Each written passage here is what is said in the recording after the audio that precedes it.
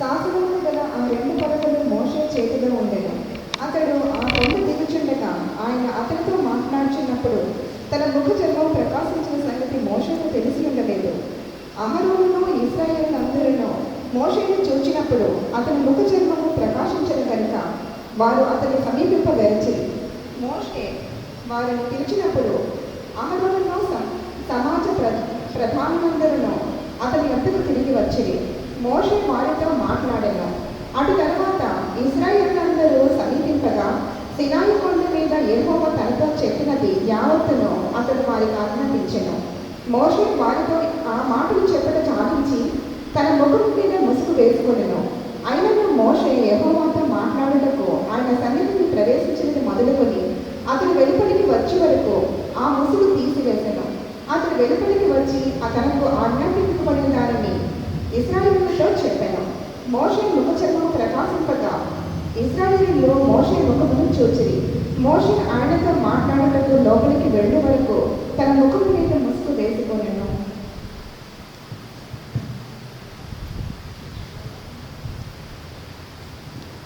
ఇంకొకసారి చెప్తున్నాను, సారీ, ఈరోజు నేను మెసేజ్ ఇస్తానని చెప్పాను కానీ నేను సరిగ్గా ప్రిపేర్ చేయలేకపోయాను. అందుకే ఈరోజు పాస్టర్ గారు మెసేజ్ ఇస్తాను. నెక్స్ట్ వీక్ నేను మెసేజ్ ఇస్తాను.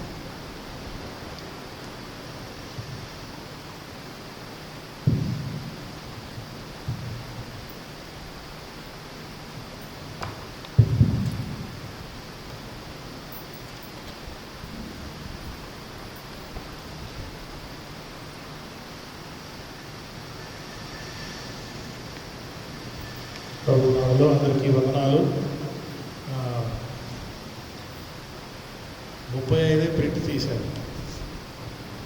నా విశ్వాసం తగ్గిపోతా ఉంది. నాకు ఒక ప్రేరేపణ ఏంటంటే అమ్మగారు ఇంకా ప్రసంగానికి సిద్ధం కాలేదు. నిన్న అర్జెంటుగా ఒక ఫ్యామిలీ ఇష్యూ వస్తే ఒక ఆమె వచ్చింది. ఆమె చాలా కష్టాల్లో గుండా వెళ్తూ ఉంది. కౌన్సిలింగ్ కోసం వచ్చారు. రాత్రి 9 గంటలకు వచ్చారు. అమ్మగారు అన్ని పుస్తకాలు పెట్టుకొని రాస్తారు. నేను అనుకున్నా ఇట్లా కాదు. వాళ్ళు ఫైనల్గా 10:30కి వెళ్ళారు. సో అందుకే నేనన్నా తొందరపాటుతో చేయకూడదు ప్రసంగాలు, సమయం తీసుకోవని చెప్పాను. అందుకని ఈరోజు మీకు కొందరికి అది విచిత్రమైన ప్రసంగంగా ఉంటుంది.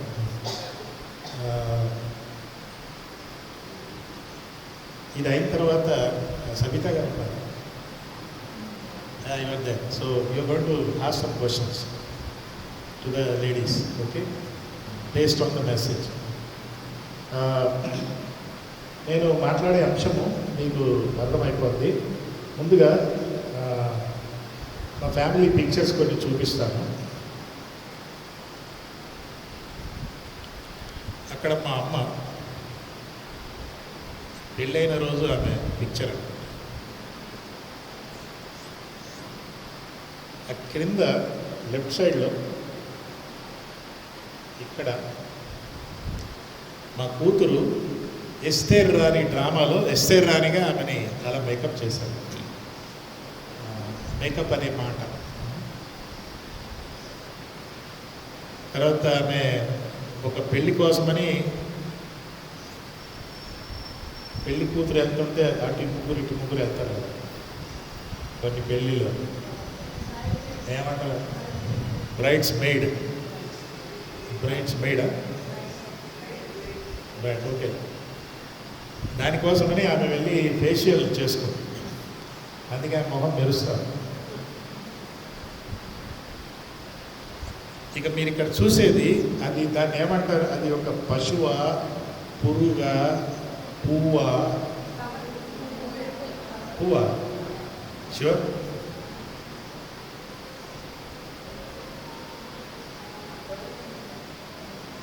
ఇది నేను కేరళలో వెళ్ళినప్పుడు ఒక హోటల్లో అక్కడ గార్డెన్లో నడుస్తూ ఉంటే కనపడింది. ఫోటో తీశాను.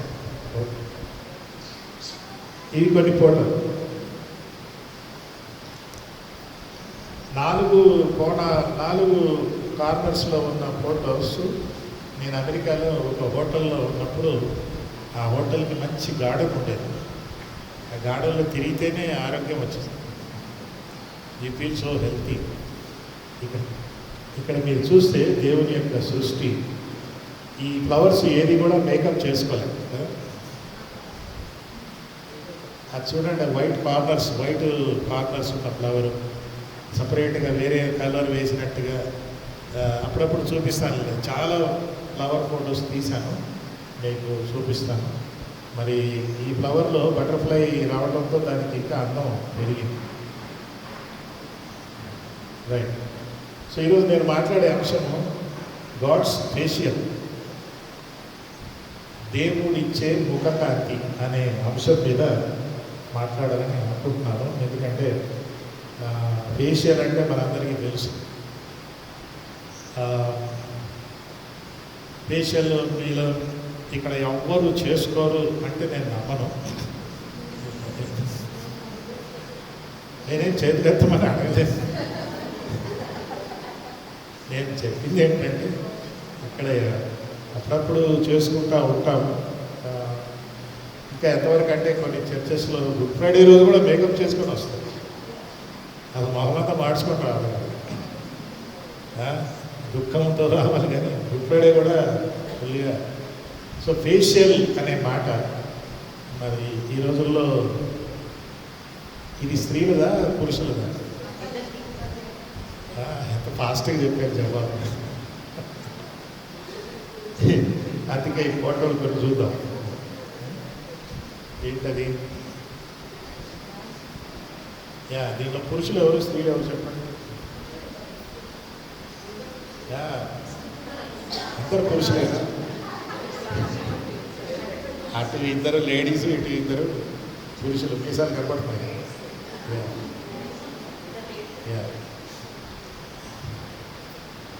కళ్ళకి కీర పెట్టుకుంటే ఏమవుతుంది? దిమాగ్ గరం అవుతుంది, దిమాగ్ ठंडा होता है. మీ వారు మీ మీద కోపడ్డారనుకో, ఈ 2 కీరాలు ఆయన కళ్ళకి పెడితే ఏమవుతుంది? తీసుకొని తినేస్తాడా? అది వ్యానిషింగ్ క్రీమ్ అంటారు. తెలుగులో ట్రాన్స్లేట్ చేయండి.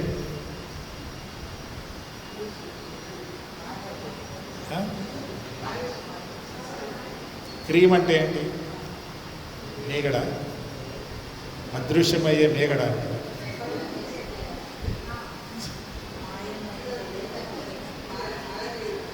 మాయ మేగడ. ఓ భలే ఉంది, మాయ మేగడ.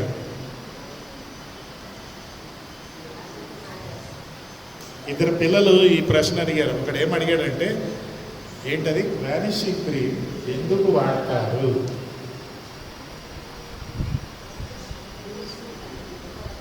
అమ్మాయి ఏమంటుంది? వ్యానిషింగ్ అంటే మాయమయ్యే క్రీమ్ను వాడితే మాయమవ్వాలి కదా.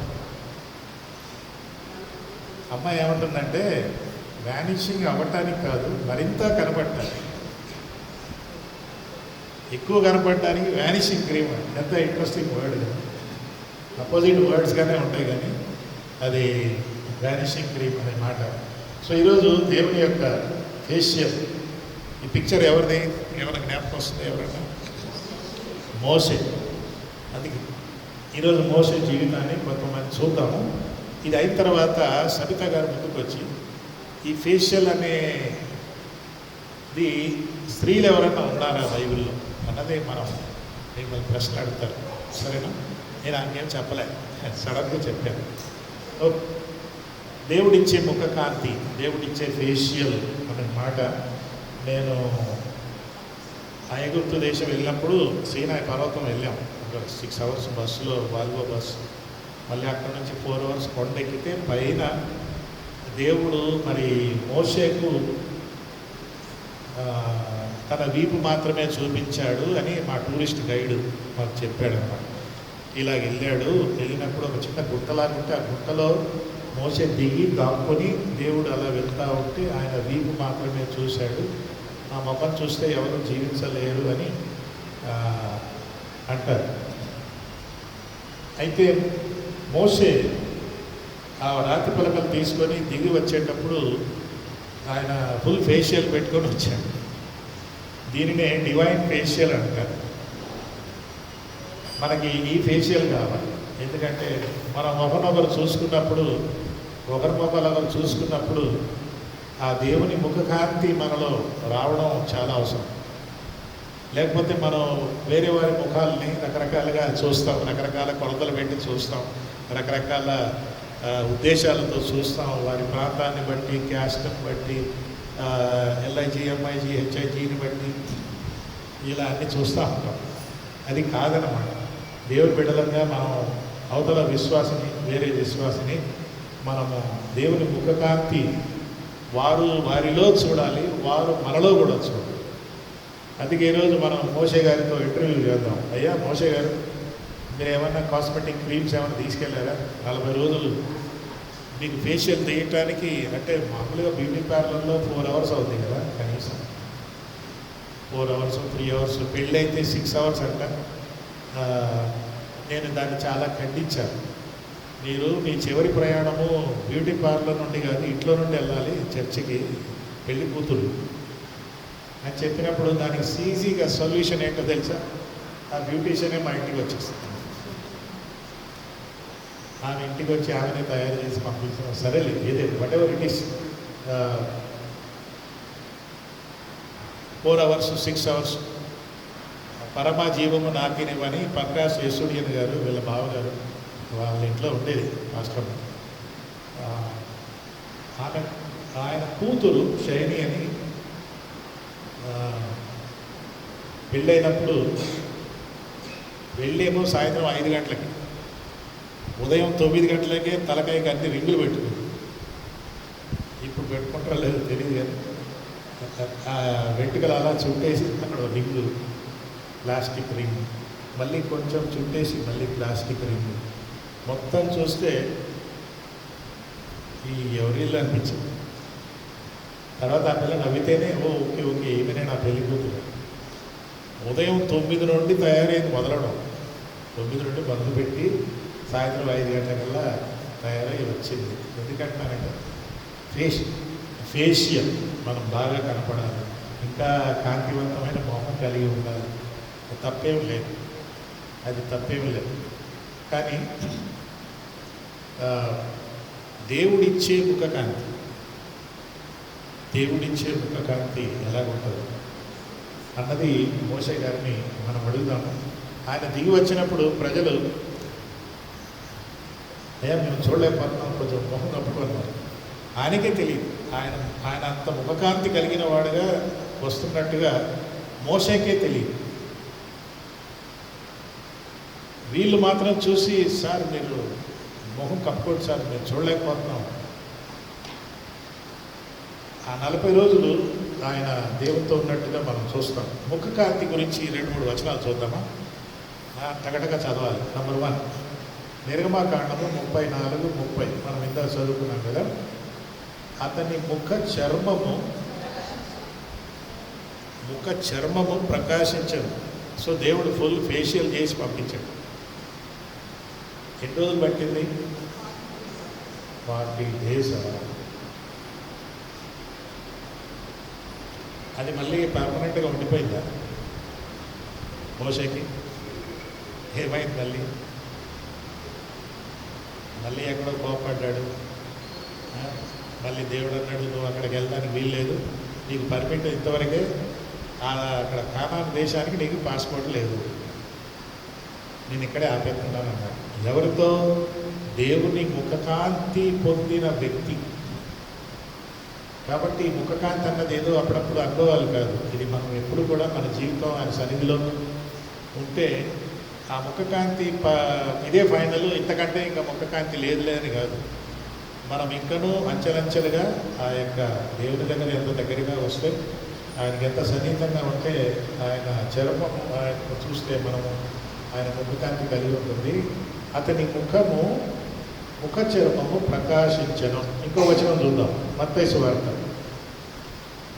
అక్కడ ఉంది స్క్రీన్లో.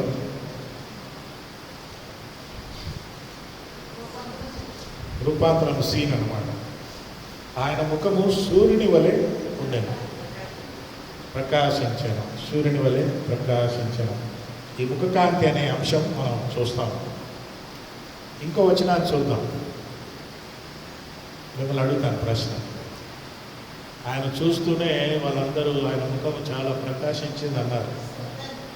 స్టెఫెన్, ఎస్, అపొస్తలుల కార్యం 6, అతని ముఖము దేవదూత ముఖము వలె ఉండేది. ఇంకెవరైనా ఉన్నారు అట్లా?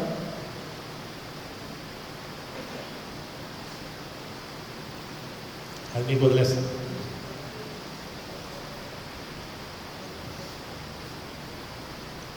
మోషే, యేసు, స్టెఫెన్. ఓకే, ఈ ముఖకాంతికి కొన్ని మెట్లు చూద్దాం. మోషేని అడుగుదాం. అయ్యగారు, మీరు మెట్లు అంటే సీనా పర్వతం ఎక్కాలని కాదు, ఆ మెట్లు కాదు నేను చెప్పి. సీనా పర్వతం ఎక్కితేనే కొంతమంది అంటూ ఉంటారు కదా, నీకు పరలోకం కావాలంటే మా చర్చికే రావాలి, నీకు ఆత్మ నింపుదల కావాలంటే మా చర్చికే రావాలి, నీకు ఆధ్యాత్మికంగా ఇది జరగాలంటే మా చర్చిలోనే అది ఇస్తారు. నాకు ఇలాంటి వాళ్ళతో కొంచెం బాధ. అరే, దేవుడు వీళ్ళకి ఏమైనా కాంట్రాక్ట్ ఇచ్చాడా? మీరే డీలర్స్, మీరే చేయండి, మీరే. అది కాదు. ముఖకాంతికి మెట్లు ఎవరో చర్చించి ఇవ్వడం కాదు, ఏదో సిద్ధాంతాల వల్ల కాదు. మనం డైరెక్ట్గా మోషే గారిని అడుగుదాం. మనం చదువుకున్న భాగము ఒకసారి చూస్తే నిర్గమకాండంలో మీరు చూద్దాము. 34.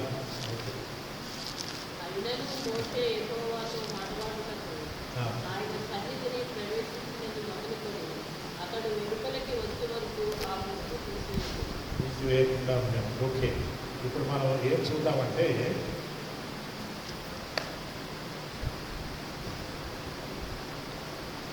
మొదటి మెట్టు దేవునితో సహవాసం. అంతే కదా? మోషే ముందు దేవునితో సహవాసం. దేవునితో సహవాసం ఎక్కడ మొదలైంది అసలు? ఎక్కడ మొదలైంది? 3 అధ్యాయంలో అయింది. 3 అధ్యాయాలు మొదలై ఇప్పుడు 33కి వచ్చాం. ఆ దేవునితో సంబంధం ఏర్పడింది అక్కడ, అది కొనసాగింది. 30 సంవత్సరాలుగా దేవునితో ఆయన సంచారం చేసినట్టుగా మనం చూస్తాం. ఎంత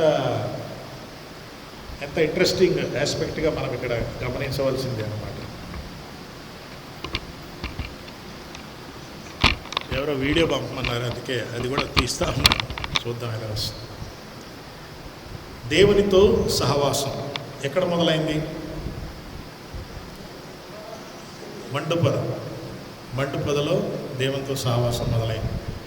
కాబట్టి ఇక్కడ మీరు గమనిస్తే బైబిల్లో దేవునితో సహవాసం మొదలవడానికి ఇట్లనే జరగాలి, ఇలాగనే ఉండాలి అట్టగేం లేదు. విజయవాడలో ఒక వీధి ఉంది. ఆ వీధిలో అన్ని మెడికల్ షాప్స్. ఆంధ్రాలో మెడికల్ షాప్ బయట బోర్డు పెడతారు, ఏంటో తెలుసా? ఇదే మందుల షాప్. నెక్స్ట్ షాప్కి వెళ్ళామనుకో, ఇదే మందుల షాప్ అంటారు. వెనక చూసామనుకో, ఇదే మందుల షాప్. ఆ వీధులు అన్నీ ఇదే మందుల షాప్. అట్లాగా కొందరు ఏంటంటే, మరి దేవునితో సహవాసం కలిగి ఉండాలంటే మా చర్చికి రావాలి, నీకు ఈ అనుభవం ఉండాలి, నువ్వు అది చెయ్యాలి, నువ్వు ఇది చెయ్యాలి, 7 వారాలు ఉపవాసం ఉండాలి, 8వ వారం నుండి కనెక్షన్ స్టార్ట్ అవుతుంది. మనం మొబైల్ ఏదన్నా సిమ్ కార్డు కొంటే ఏమంటారు, మీకు యాక్టివేషన్ చేస్తాం సార్, 3 అవర్స్ తర్వాత యాక్టివేట్ అవుతుంది. అట్లాగా కొన్ని చర్చిలలో కూడా మీకు దేవునితో సహవాసం కలిగి ఉండాలంటే 3 రోజులు ఉపవాసం ఉండాలి, 7 రోజులు మా గుడికి రావాలి, 8వ రోజు దేవునితో మీ సహవాసం యాక్టివేట్ అవుతుంది. అట్లేం కాదు. దేవుడు ఒక్కొక్కరితో ఒక్కొక్క విధంగా సహవాసం కలిగి ఉన్నాడు. ఇర్మియా గ్రంథం 1వ అధ్యాయంలో ఏముంది? నీవు నీ తల్లి గర్భము, నువ్వు ఇంకా పిండముగా ఉంటేనే నేను నీతో కనెక్షన్ పెట్టుకున్నాడు. మరి మోషేతో కనెక్షన్ ఎప్పుడు పెట్టుకున్నాడు? ఏ వయసు? 40. కాబట్టి దేవుడు మానవుడితో ఒక వ్యక్తితో కనెక్షన్ పెట్టుకోవటానికి ఈ వయసు ఉండాలి, ఇక్కడ ఉండాలి, అక్కడ వెళ్ళాలి, ఈ అనుభవం రావాలి. నో, అట్లా లేదు బైబిల్.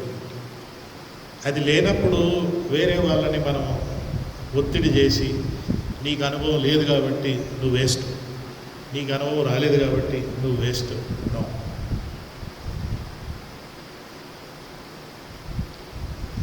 బైబిల్లో దేవుడు ఒక్కొక్కరితో ఒక్కొక్క విధంగా పరిచయం అయ్యాడు. సౌలు పౌలుతో ఎలా పరిచయం అయ్యాడు? సౌలు పౌలుతో సావాసం పెట్టమల్లైంది. దమస్కు. కాబట్టి సౌలు గారు వచ్చి ఇక్కడ నీకు కానీ దేవునితో సహవాసం ఉండాలంటే ఫస్ట్ ఆఫ్ ఆల్ మీరు గుర్రం స్వారీ నేర్చుకోవాలి. తర్వాత గుర్రం మీద నుండి వెళ్తూ వెళ్తూ మీరు పడిపోవాలి, మట్టి నాకాలి, నీ కళ్ళు మూతపడాలి, 3 రోజుల తర్వాత మీ కంట్లో నుండి పొరలు రాలాలి. అప్పుడే మీకు దేవునితో సహవాసం యాక్టివేట్ అవుతుంది. అందుకే నాకు భలే కోపం వస్తుంది. నీకు అది ఉందా, ఈ అనుభవం ఉందా, నువ్వు ఆ పాస్ట్ని కలిసావా, నువ్వు అక్కడికి వెళ్తున్నావా? Never say that. మనం ఎవరండి జడ్జిమెంట్ ఇచ్చేది? మనం ఏ స్థాయిలో చేరినందుకు జడ్జిమెంట్ ఇచ్చే స్థాయిలోకి వచ్చాం. కాబట్టి మోసే అనుభవం వేరు, దేవునితో సహవాసం అది ఇంపార్టెంట్. సహవాసము ఏ విధంగా ఏర్పడింది అది కాదు. ఇక్కడున్న మీరందరూ ఒకేలాగానే రక్షణ పొందారా? కాదు కదా, రకరకాలుగా పొందాం. సో మొట్టమొదటిగా దేవునితో సహవాసం అనే మాట, ఫ్రెండ్షిప్. 33:9 ఏముంది? మోసే ఆ గుడారంలోనికి పోయినప్పుడు అని ఉంటారు దేవునితో సహవాసం. మోసే ఆ గుడారంలోనికి పోయినప్పుడు దిగి ఆ ద్వారం నిలువుగా యెహోవా మోసేతో. ఇప్పుడు మోసే ఇక్కడ వచ్చి దేవుడు కానీ మీతో మాట్లాడాలంటే మీరు ఒక షామియానా కట్టుకోండి. ఇక్కడ షామియానా అంటే తెప్పించండి. ఆ షామియాలో గుడారంలాగా చేసుకోవాలి. మీరు ఆ గుడారంలోకి వెళ్ళిపోవాలి. అప్పుడే దేవుడు మీతో మాట్లాడు. అది కాదు, అది మోసే విధానం. దేవుడు సేవకు వాడుకోవాలంటే ఎట్లా వాడుకుంటారంటే మీరు ఒక రాత్రి సింహాలతో ఉండాలి అని ఎవరంటారు? దేవుడు నన్ను ఎంత వాడుకుంటా తెలుసా? మిమ్మల్ని కూడా వాడుకోవాలంటే ఒక రాత్రి సింహాలతో ఉండాలి, బతికి బయటకు వచ్చే వరకు వాడుకుంటాడు. లేకపోతే మీ చరిత్ర అక్కడికి అయిపోతుంది. అయ్యా జోనా గారు మీరేమంటారు? దేవుని చేత వాడబడాలంటే ఏం చేయాలి? ముందు చెన్నైకి వెళ్ళండి, సముద్రంలో దూకండి, ఓ చేప నన్ను మిగవా అని ప్రార్థన చేయండి. ఆ చేప కడుపులో 3 రోజులు బతికి ఉండాలి, మళ్ళీ చావు. అరిగిపోయేవారు, అరిగిపోతే ఏమో. అది జోనా స్టైల్. అయ్యా దావీదు, దేవుడు మిమ్మల్ని ఎట్ట వాడుకుంటున్నాడు? ముందు నువ్వు గొర్రెలు గాయడం నేర్చుకో. కొన్ని రోజులు గొర్రెలు గాయి. మా సిటీలో గొర్రెలు గాయడం ఏంటంటే గొర్రెలు మేము చంపుకొని తింటామే కానీ గొర్రెలు కాదేది లేదు. ఇంకా అది లాభంలే. దేవుడు మిమ్మల్ని వాడుకోవాలంటే అంతే. ఇలా మనం చాలా చెప్పుకోవచ్చు. సో దేవునితో సహవాసం అన్నది మోషేతో దేవుని సంభాషణ. ఇక్కడ మీరు 9వ వచనంలో చెప్పండి, ఎవరితో మాట్లాడేవి అది. మనం దేవునితో మాట్లాడటం మనం ప్రార్థనలు చేస్తాం కదా, కానీ దేవుడు మనతో మాట్లాడటం అదే ఫేషియల్కి మొదటి మెట్టు. అంటే దేవుడు తన ఇంట్రెస్ట్ చూపిస్తున్నాడు. తన ఇంట్రెస్ట్ చూపించి ఏమంటున్నాడంటే, మోషే రా లోపలికి రా, లెటెస్ట్ టాక్, మాట్లాడుకుందాం రా అని అంటున్నాడు. ఎంత మంచి విషయం. ఇర్మియా గ్రంథం 1:1 ఏముంటుందంటే, ఏముంది చూడండి. ఇర్మియా 1:1.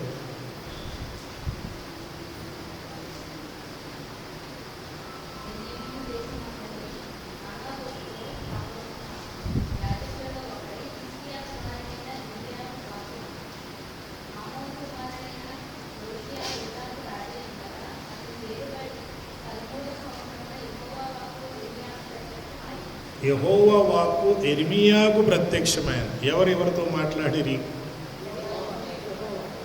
నేను దేవుని వాక్యం చదవడం ఈజీ, కానీ దేవుని వాక్యం నా దగ్గరికి రావడం ఆ స్థాయిలో ఎదగాలి. మనం రోజు బైబిల్ చదువుతాం, అది కాదు. బైబిల్ చదివినప్పుడు అయిపోయి ఇందులో చదివేశానులే, ఒక అధ్యాయం చదివాను, థ్యాంక్ యూ వెరీ మచ్, బాగా అనిపిస్తుంది, అది కాదు. ఆ చదివినప్పుడు నేను దేవుని వాక్యం చదివాను, ఇంకా దేవుడు నాతో మాట్లాడాడు. ఇర్మియాతో ఏమంటానంటే, గాడ్ టాక్ టు ఇర్మియా, గాడ్ టాక్ టు మోసెస్. మనం ఆ స్థాయిలోకి ఎదగాలి. అంటే ఒక కాంతి రావాలంటే, దేవుడు ఫేషియల్ చేయాలంటే ముందు దేవుడు అంటాడు, let me talk to you, నేను నీతో మాట్లాడతాను. మాట్లాడు ప్రభు అంటాం కదా, పాట పాడతారేమో, మాట్లాడు ప్రభు అంటాం. ఆయన మాట్లాడే లోపలే మనమే మాట్లాడేస్తాం. ఓకే, మెట్టు. మోషే గారు, మీ ముఖ కాంతికి ఏంటి? ఫస్ట్ ఆఫ్ ఆల్ నేను దేవుడి దగ్గరికి వెళ్ళాను, దేవుడు నోరు తెరిచి నాతో మాట్లాడుతూ ఉన్నాడు. ఏం మాట్లాడాడు? సంభాషణ. ఏంటన్నమాట? మోషేతో మాట్లాడుచుండెను. ఎన్ని రోజులు? ఎన్ని రోజులు? 40 రోజులు. పాస్టర్ అంటుంది, ఏమంటే ఒక గంట సేపు నాతో కూర్చొని మాట్లాడంటే, గంట సేపు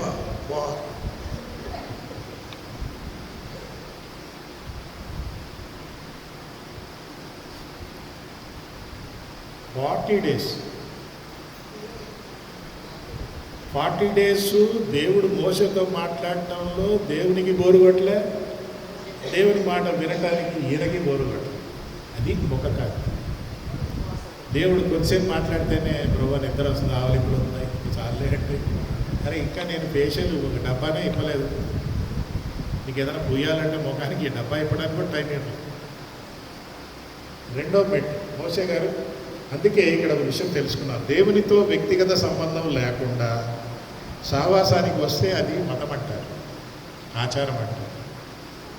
fellowship without God is a relationship with God, only relationship. రిలేషన్షిప్లో ఫెలోషిప్, ఓన్లీ ఫెలోషిప్. మేము ఫెలోషిప్కి వెళ్ళొచ్చామండి, ఈరోజు ఫ్రైడే కదా, ఫెలోషిప్కి వెళ్ళొచ్చాం. ఫెలోషిప్ వేరు, రిలేషన్షిప్ వేరు. అందుకే ఫెలోషిప్ కావాలి, రిలేషన్షిప్ ఉంది, మనకు సంబంధం అనేది ఉంది, కానీ సావాసం ఉండాలి, సంబంధం ఉండాలి. కేవలము సంబంధమే వద్దు, మాకు సావాసం ఉంటే చాలంటే అది మతం, అది ఆచారం. అయ్యా మోషే గారు ఇంకేమైనా ఉందా? మెట్టు, రెండో మెట్టు, మెట్టు నంబర్ 2 ఏంటంటే దేవునికి విధేయత.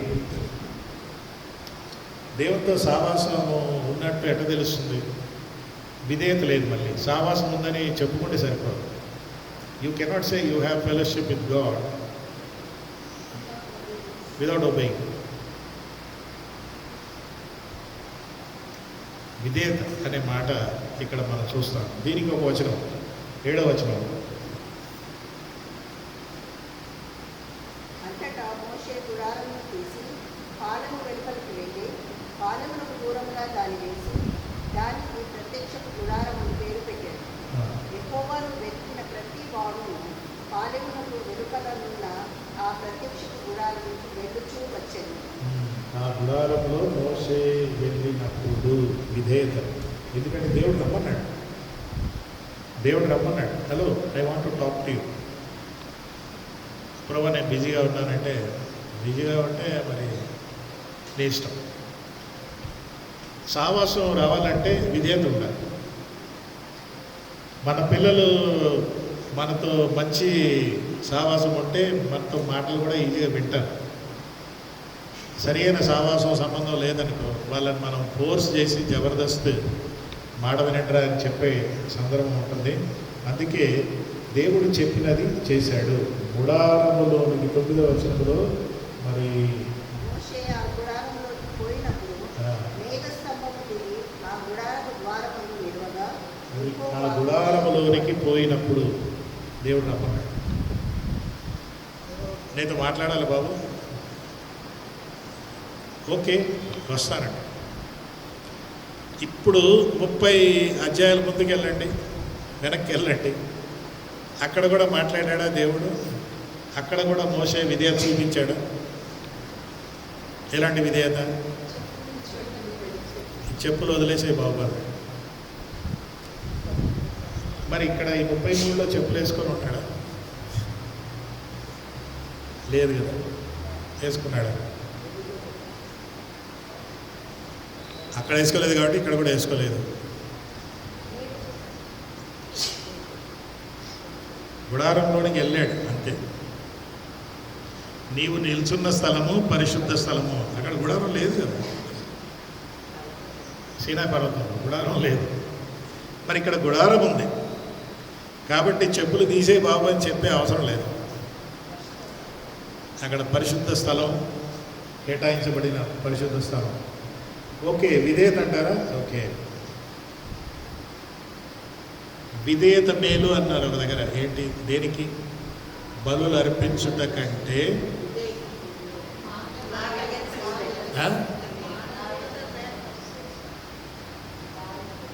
విధేయత, obedience is better than sacrifice. మెట్టు మూడో మెట్టు, దేవుని కనికరం పొందాడు. ఎక్కడది? 13, 12, 13, 14 వచనాల్లో మోషే యెహోవాతో ఇట్లా నేను చూడుము, ఈ ప్రజలు తోడుకొని ఉమ్మని చెప్పావు. నేను నీ పేరును బట్టి నిన్ను ఎరిగి ఉన్నాను. నీ కటాక్షము, నా కటాక్షము నీకు కలిగినది. ఎవరన్నారు? దేవుడు అంటున్నాడు. నేను మోషే యెహోవాతో అన్నాడా? యెహోవా మోషేతో అన్నాడు, నా కటాక్షము నీకు కలిగినదని చెప్పితివి కదా. సో ఇక్కడ ఏం చూశాడు? మూడవది, దేవుని కనికరము కటాక్షము మనకు ఉండాలి. ఆయన కానీ ఫేషియల్ చేయాలంటే ఆయన కనికరం, ఆయన కృప, ఆయన కటాక్షం చాలా అవసరం. ఒక ఆ పేరు కటాక్షం, విన్నారా? మన చర్చిలో ఉన్నారు.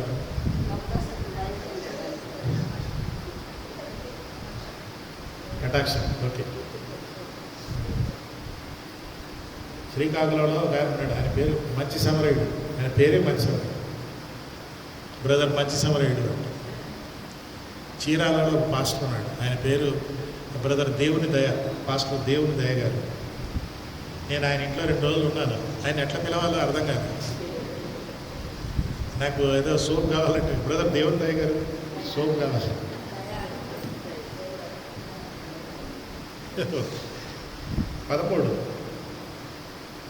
13 వచ్చేసాం. మళ్ళీ కటాక్షం అనే పదం వచ్చిందా? కటాక్షము. 14లో నా సన్నిధి నీకు తోడుగా వచ్చును, నేను నీకు విశ్రాంతి కలుగజేస్తున్నాను. దేవుని కనికరం చూడండి. ఈ ఫేషియల్ అనేది జరగాలంటే, ఆ ముఖకాంతి రావాలంటే సహవాసము, విధేయత. మూడవది కనికరము. దేవుని కనికరముని, దేవుడు నా మీద కనికరం పడుతున్నాడని తెలుసుకోవచ్చా? వేరే వాళ్ళు చెప్పాలా? తెలుసుకోగలం కదా. ఎట్లా తెలుసుకోగలం? నాకు లాటరీ టికెట్ వచ్చింది. దేవుని కనికరం, దేవుని కనికరం. ఒక ఆయన అంటాడు, మీరు పేదరికంలో ఉండడం దేవుని చిత్తము కాదు. అయితే ఏం చేయాలి సార్?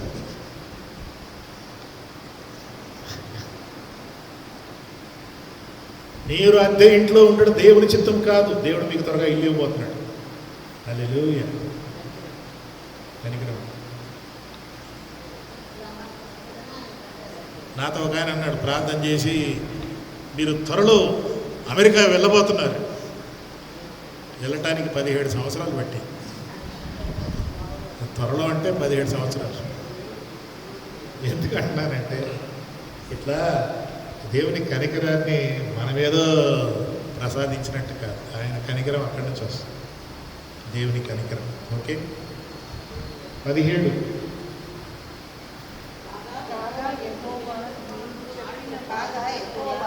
కటాక్షం. మళ్ళీ కటాక్షం వచ్చింది. కనికరము, కటాక్షం, కనికరము, కటాక్షం. దేవుడు నన్ను ఈ లోకంలో ప్రకాశింప చేయాలంటే ఆయన కృప, కనికరము, కటాక్షం ఉండాలి. ఓకే. అయ్యా మోషే గారు ఇంకా ఉందండి. ఇంకో 4వ మెట్టు. 4వ మెట్టు ఏంటంట? దేవునితో స్నేహం ఏర్పడింది. ఎలాగా? 11వ వచనంలో చూస్తే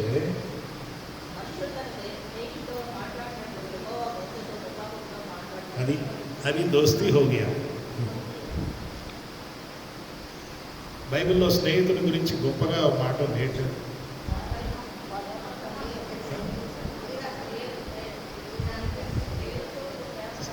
సొంత సహోదరుని కంటే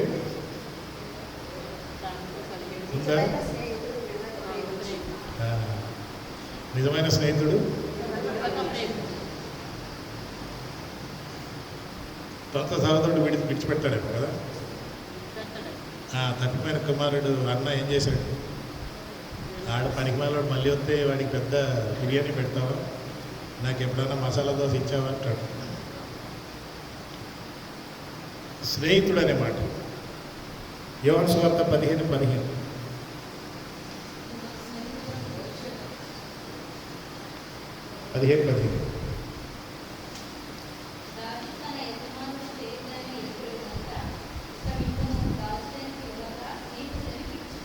ఎవరంటున్నారు? ఇక మీదట మీరు నాకు స్నేహితులు అంటే ఇప్పుడు నిర్గమాకాండంలో యెహోవా దేవుడు చెప్పిన దాన్ని యేసుక్రీస్తు కొత్త నిబంధనలో కన్ఫర్మ్ చేస్తున్నాడు. మీరు దాసులు కాదు, స్నేహితులు. మోషే, నువ్వు కూడా ఒకనొకప్పుడు ఐగుప్తులో దాసుడు. ఈ మోషే ఎంతవరకు ఎదిగాడంటే స్నేహితుడు. దేవుని ముఖ కాంతి ఉందో లేదో తెలుసుకోవడానికి దేవుడు మనకు స్నేహం చేయాలని అనుకుంటున్నాడు. నేను మీ దేవుడిని, కరెక్టే. నేను మీ రక్షకుడిని, కరెక్టే. కానీ నేను మిమ్మల్ని స్నేహితుడు అనాలనుకుంటున్నాను. అందుకే పాట పాడతారు కదా, what a friend we have in Jesus అనేది. సో ఫ్రెండ్షిప్ అయితే ఇక్కడ ఒక డేంజర్ ఉంది. యాకోబు 4:4 ఏముంది? లోకముతో స్నేహమా దేవునితో స్నేహం? లోకముతో స్నేహము, దేవునితో. इस जगत के साथ दोस्ती करना, परमेश्वर के साथ दुश्मनी करना. दोस्ती और दुश्मनी చూసారా? అదే మోషే గురించి మళ్ళీ 11వ అధ్యాయం హెబ్రీలో ఏముందంటే, అతడు లోకముతో స్నేహము చేయలేదంటానికి ఏ వచనం అంటారు? 11 హెబ్రీ 11లో మోషే గురించి ప్రస్తావించినప్పుడు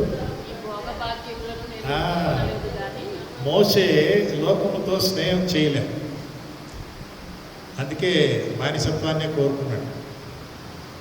ఆ వైభవాన్ని అంతా వదిలేసి పారిపోయాడు. ఇశ్రాయేలు బానిసత్వం అంటే నాకేం పోతుంది, నేను హాయిగా ఉండొచ్చుగా, బరువురాజు నన్ను చూసుకుంటున్నాడు కదా. చాలామంది ఇశ్రాయేల్కి నేను ఎవరో కూడా తెలియదు. కానీ అలా కాదు, ఆయన లోకముతో స్నేహం చేయలేదు, దేవునితో స్నేహం చేసినట్టుగా ఇక్కడ చూస్తాం. స్నేహితుడు, ఒక స్నేహితుడు, మనుషుడు తన స్నేహితుతో మాట్లాడినట్లుగా యెహోవా మోషేతో ముఖాముఖిగా. ఫేషియల్ అవుతుందా? 4వ స్టెప్కి వచ్చాడు. ఫేషియల్ అవుతా. ఇది ఒక మంచి సిస్టమేటిక్ స్టెప్. ఇది మనము అప్పుడప్పుడు అని కాదు, మనము రోజు ఇది ట్రై చేయాలి, అభ్యాసం చేయాలి. ఓకే అయ్యా, ఇంకా ఉందా? ఇంకొకటి ఉందండి, 5వ మెట్టు. 5వ మెట్టు ఏంటి? ఇకపోతే దేవునితో స్నేహం, ఇప్పుడు దేవునితో ముఖాముఖి. ఏముంటుంది అక్కడ వచనం? మోషేతో యెహోవా మోషేతో ముఖాముఖిగా మాట్లాడుచుండెను. ముఖాముఖిగా మాట్లాడుచుండెను. 11వ వచనంలో అది మనం చూసాం.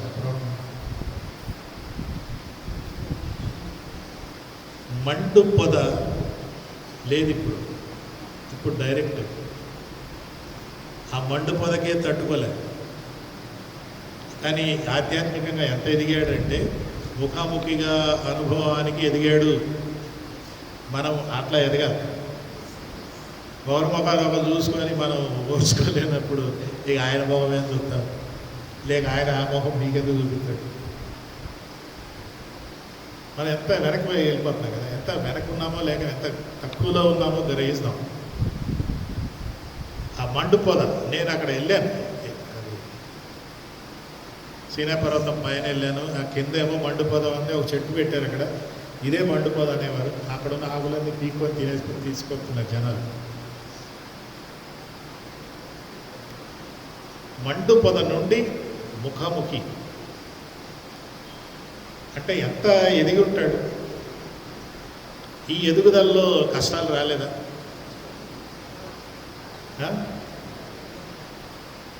పైన కింద అనుభవాలు వచ్చాయి కదా. చాలా అవమానాలు పొందాడా, చాలా కష్టాలు వచ్చాయి. అటు పరో లేదు అని మనసు కఠినం చేసుకుంటే ఫైనల్గా 10వ తెగుల తర్వాత అమ్మ పరో పోయింది మునిగిపోయింది అంటే ఇప్పుడు పరో స్థానంలో ప్రజలు మనసు కఠినం చేసుకొని నువ్వే నా లీడరు అని తోడు పుట్టిన మిరియాము ఆరోనులు కూడా అన్నారు కదా. సంఖ్యాకాండం 12లో ఏమన్నారు?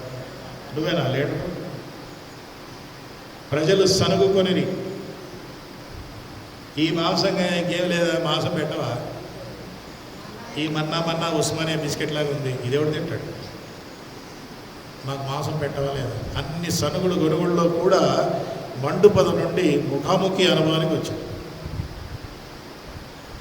ఎంత మెచ్యూరిటీ అన్నది మనం చూస్తాం. ఇంకోటి ఉందా? అవునండి, ఇదేంటి? ముఖాముఖి నుండి ముఖకాంతి. ఇది నెక్స్ట్ లెవెల్. ముఖకాంతి అనే మాటకు వస్తే మరి 29వ వచనంలో ఒక మాట ఉంది. 29లో ఒక మాట.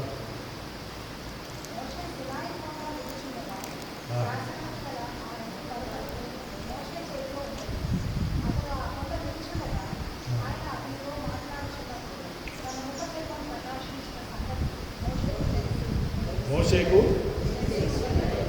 తెలిసి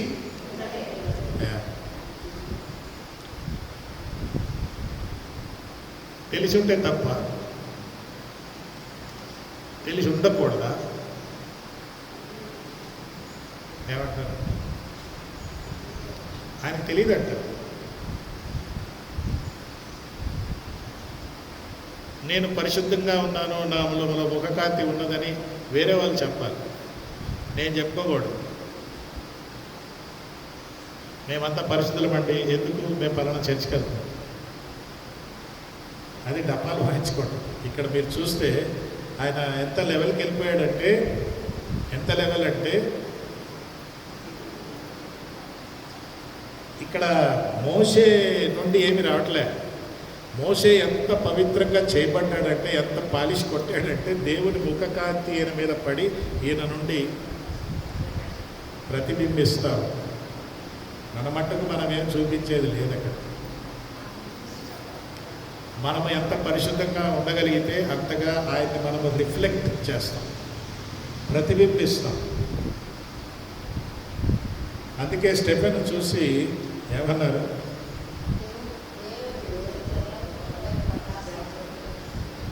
ఏమనుకుంటారు? నా మొహం చూడండి ఎంత మెరిసిపోతుందో అనలేదు ఆయన అనలేదు.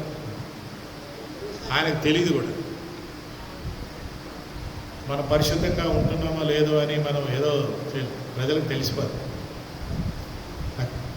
సంఘస్థులకు తెలిసిపోతుంది.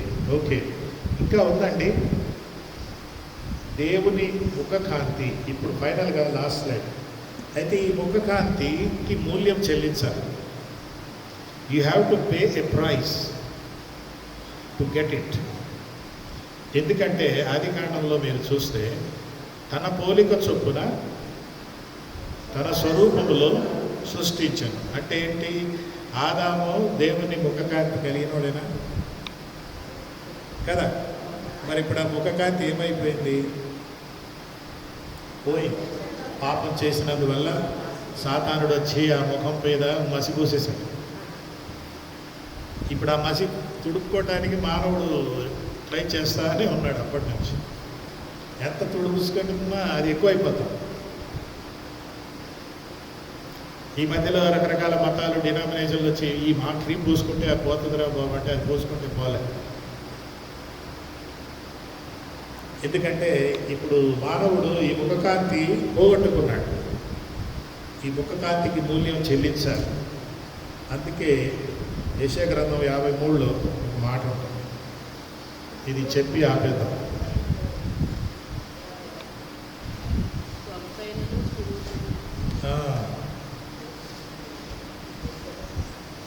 యెషయా 53.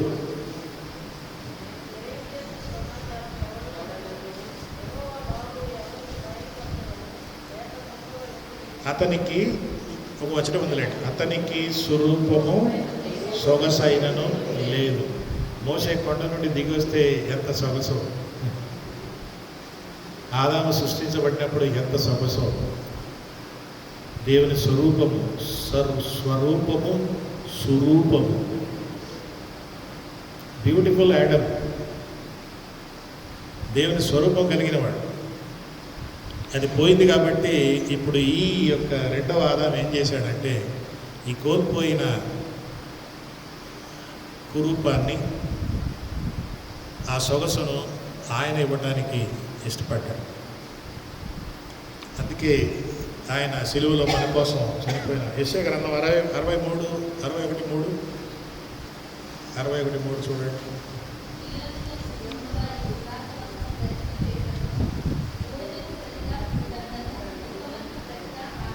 బూడిదకు ప్రతిగా, పూదండ అంటే ఏంటి? పూలదండ, అవునా? పూదండ తెలుగులో ట్రాన్స్లేషన్ కరెక్ట్ కాదు. ఇంగ్లీష్లో ఏముంటుందంటే బ్యూటీ ఫర్ యాషెస్ అని ఉంటుంది. బూడిదకు బదులుగా పూదండ అంటే స్వరూపము, సొగసు, ముఖకాంతి. ఆయన మన కొరకు ఏమయ్యాడు? కురూపి ఆయన. యెషయా గ్రంథంలో ఉంటుంది. కురూపి ఆయన. కురూపి అయినందువల్ల ఆయనకి స్వరూపము లేదు, సొగసు లేదు. కీర్తన 27:4.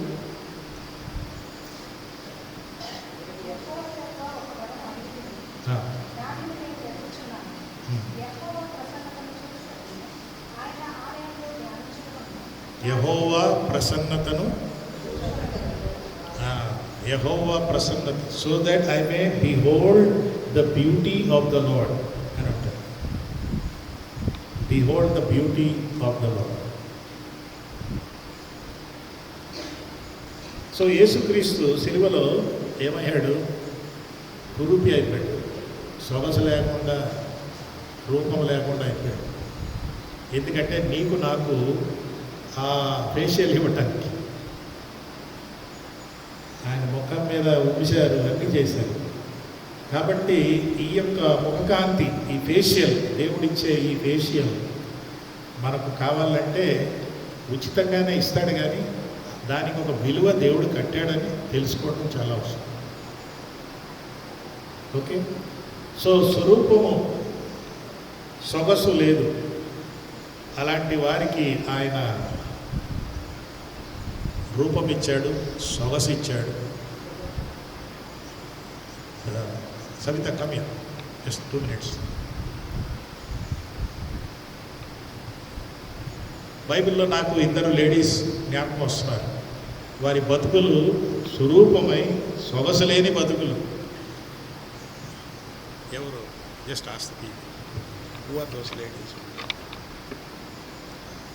Good morning everyone. మాస్టర్ గారు క్వశ్చన్ అడగమన్నారు. బైబిల్లో 2 స్త్రీలు స్వరూపము కానీ సొగసు కానీ లేని వారు ఉన్నారంట. ఎవరు వారు అని?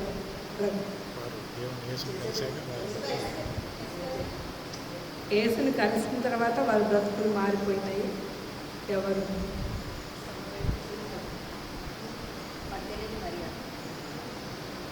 ఓకే. సమరయ స్త్రీ.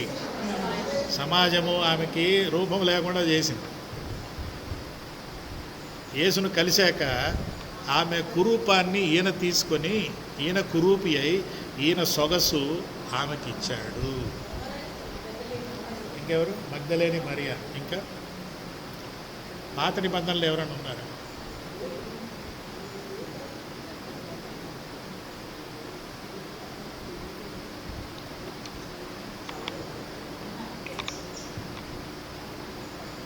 అన్నా కదా, he was childless. Society was blaming her. Prayer in the presence of God changed her. ఇంకా చెప్పండి ఎవరు పాత నిబంధనలు.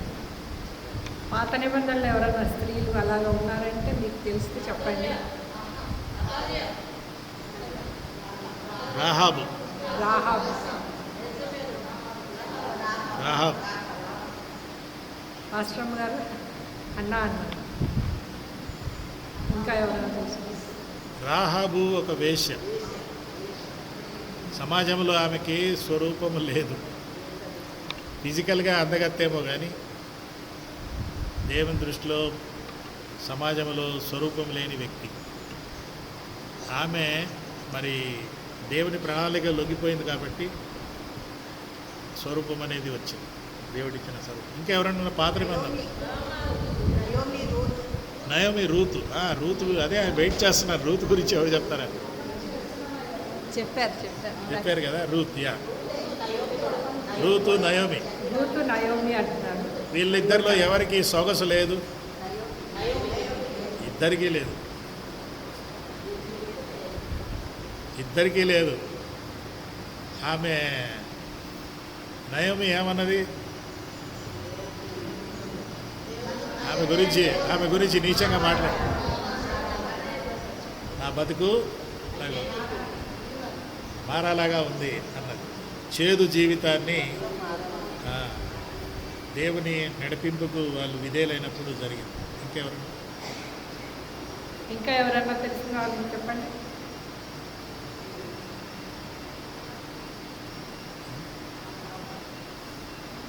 నేనే. మన సాక్ష్యాలు కూడా అదే కదా. ఎస్. అయితే థ్యాంక్ యూ. ఇప్పుడు ఈ స్వరూపము, ఈ ముఖకాంతి మెయింటైన్ చేయాలి. లేకపోతే సాతానుడు వచ్చేసి వెళ్తా కొంచెం బురద ఇసిరేసి వెళ్తాడు.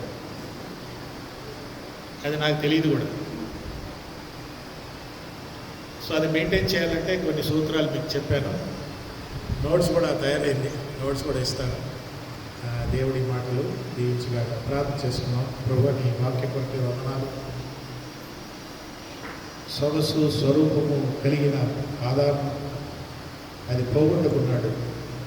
మీరు తిరిగి దానికి మూల్యం చెల్లించి మాకు తిరిగి ఆ స్వరూపము సొగసు మీరు ఇచ్చారు. దాని కొరకై మీరు గురూపి అయిపోయారు. ప్రభువా, నీకు వందనాలు. మీ త్యాగాన్ని బట్టి మీకు వందనాలు. యేసు నామమున అడుగుతున్నాం తండ్రి. Thank you.